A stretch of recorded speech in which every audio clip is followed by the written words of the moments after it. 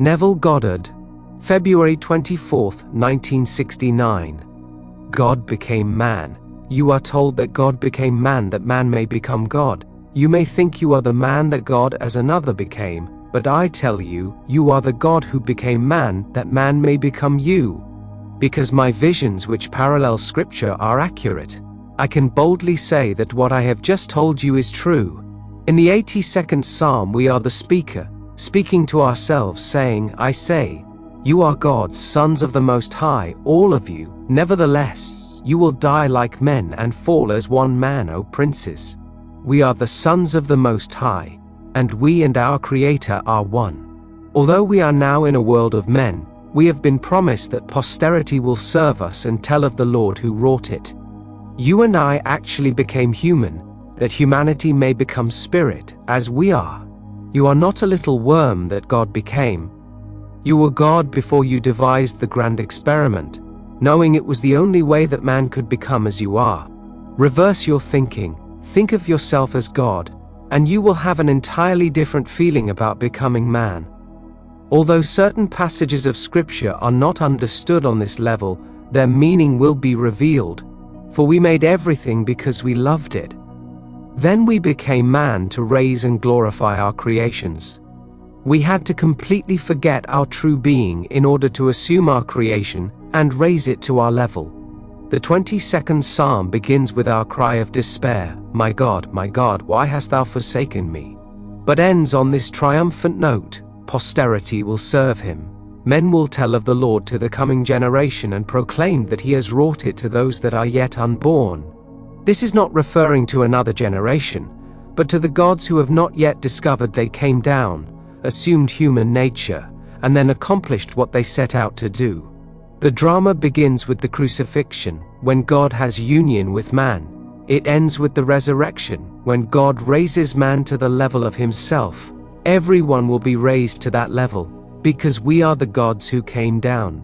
The 82nd Psalm begins, God has taken his place in the divine society. In the midst of the gods he holds judgment, saying, Ye are gods, sons of the Most High, all of you. Nevertheless, you will die like men and fall as one man, O princes. Dying in order to become man, we have assumed man's entire nature in order to raise man to the level of love, for in the end, there is nothing but love.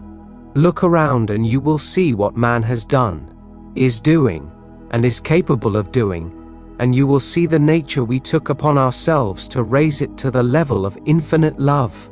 The crucifixion did not take place in the year 1 AD, but in the beginning of time. The Bible begins, in the beginning God.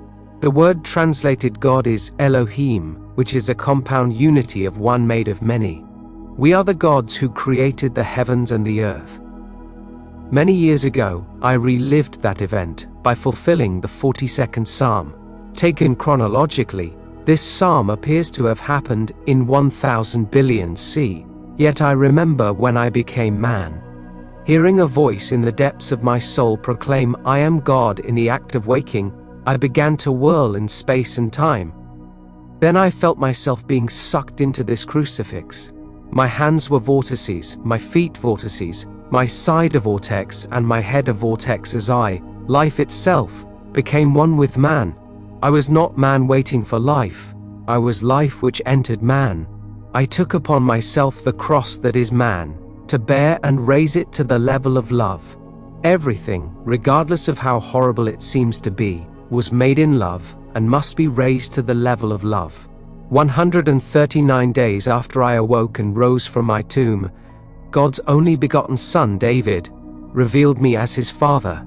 I did not become the father at that moment. I was always the father, but came down and took upon myself the cross that is man, to raise him to the level of fatherhood.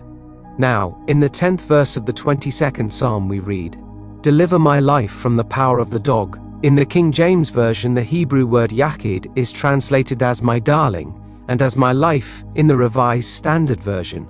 The word first appears in the 22nd chapter, the 2nd and 16th verses of Genesis, where it is translated as my only son. That is what the word yachid means in Hebrew. So we see that the psalmist was asking to deliver his only son from the power of the dog. And in the 16th Psalm, David speaks saying, "Thou wouldst not leave my soul in hell." Here the word translated hell means uncovered, to disclose, to reveal, to take off the cover. In other words, do not leave me uncovered, but reveal me, that I, in turn, may reveal you. For the Father will never be known save through his Son, who must be uncovered. The night I kept my promise, I exploded, and my Son, he who had been concealed, was set free to reveal me as God the Father. I did not become God the Father, I was always He. I had purposely buried my Son with me while I played the part of man. And then I unveiled my Son so that he could reveal me as God the Father. The night I fulfilled the statement, "Deliver my only son from the power of the dog," I was possessed by a vision of two very handsome men standing at my side. They were about 40 years of age and were looking at my son, a lad about 12 or 13, with lust beyond measure. Then I reminded them of David's victory over Goliath, as I pointed to his severed head on a table before me. Leaning against an open door, my son was looking out on a pastoral scene while I was seated at his right, in fulfillment of the statement, "Thou art at my right, so I shall always be saved." We are the gods who assumed human form, now playing all the parts in the world. In time, we will lift the part we are now playing up to our true self, who is God the Father. Before we descended, we were the Elohim who deliberately created the play. Then we entered our creation to redeem it. Although this may seem arrogant, I know what I am talking about. Thomas Chansey, the editor of the Encyclopedia Biblica, questioned how God could have taken his place in the divine assembly. Yet I know that when we agreed to descend and dream in concert, the one made up of the many proclaimed, I say, "You are gods, sons of the Most High, all of you. Nevertheless, you will die like men and fall as one man, O princes." We are all princes, for we are the gods who made up the God who came down into mortal form, to raise these forms to the level of ourselves. Man has completely reversed it. Today, a prophetic book is all about mechanisms, more and better mechanics. Instead of plowing the field with a hoe, man now uses a tractor. Instead of a wheelbarrow, we use a missile to go to the moon. Man is making greater and greater mechanisms, but no one is telling of a lordlier humanity. No one writes of that which came down into man and cannot return until he is born from above. No one is telling of this being who is going to rise out of his mortal skull and take man with him. Rather, they tell of greater and greater mechanisms. Yet I tell you, the eternal story is that I, the I Am, took on mortality. I am the God who now wears your mortal form. The union is so complete, I feel I am human, and I will take this human feeling with me back into the level of love. We are the gods who came down in order to become individualized. What we will do tomorrow I do not know. Will we again descend into another element of the animal world? Or will it be the plant or mineral world we will redeem? We must redeem everything we have created, for we cannot leave anything unredeemed. So as Tennyson said in his poem called The Plan, "Be patient. Our playwright will show in some fifth act what this wild drama means. I, the playwright of this wild drama, will not be satisfied just to redeem one section. The whole of creation must be redeemed." This has been quite a challenge, but God has wrought it as you are told in the end of this wonderful story.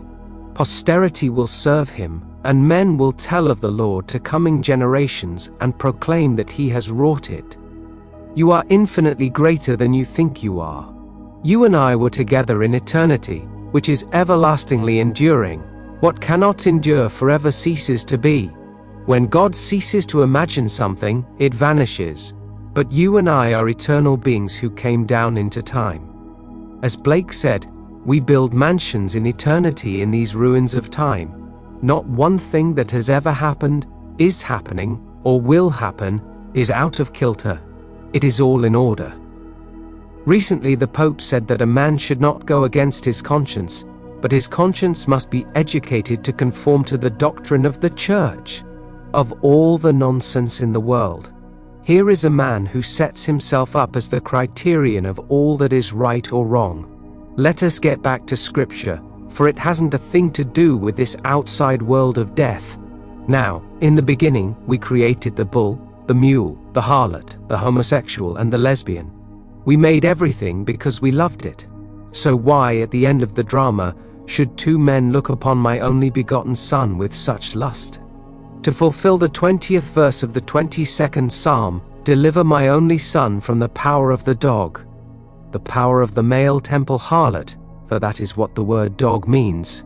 Seeing the look of lust in their eyes, I reminded them of David's victory over the giant whose head, completely severed from the body, was on a table before me. Everything is in order. The men had to be there when I broke the tomb, for I could not leave my only Son in this world of death. Rather, I will take him with me, for being a man after my heart, David has done all my will. My Son played every part that I have played while wearing the part of man. I would not leave my loved one in this world of death. So I broke the grave and resurrected him. Having redeemed him, I now take him into my heavenly state where, without speech, we share in each other's wisdom. I urge you to condemn no one. No matter what he has ever done, you have done it, will do it, or are doing it now. Every part was created by the gods who came down and assumed human nature in order to play them all. That was our crucifixion. I remember the night I led the procession to the house of God. I can still feel the ecstasy I knew as I became the 6 vortices, the Magen David, the great Star of David, and was sucked into and took upon myself the cross of man. Now, like Paul, I teach Christ as imagination's power and wisdom. Crucified. Christ is now in you because he has already been unified with the body you wear. And you will remember who you really are when you reenact the drama of Scripture. If you really want to awaken, dwell upon what I have told you. I am not flattering you. You and I are the gods who came down. We are not less than we were before we came. We are greater for having descended and for redeeming this section of creation called man, but we cannot leave any section unredeemed. We have now proved that we can come into the world and overcome death, and we will redeem everything we created.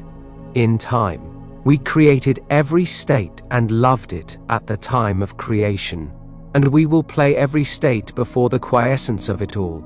Our eternal beloved being called David calls us Father. And you will take him with you, for he is your only begotten Son who revealed you to yourself. David died and was buried, but you will not leave him in the world of death. You will break the shell with a terrific explosion as though the skull erupts, and David, who was buried there, is set free to reveal you to yourself. Then, in time, you will take him back into the heavenly sphere, the eternal, the everlastingly enduring state of the redeemed. Remember to like and subscribe, and let the sound of the bell guide you back. Now let us go into the silence.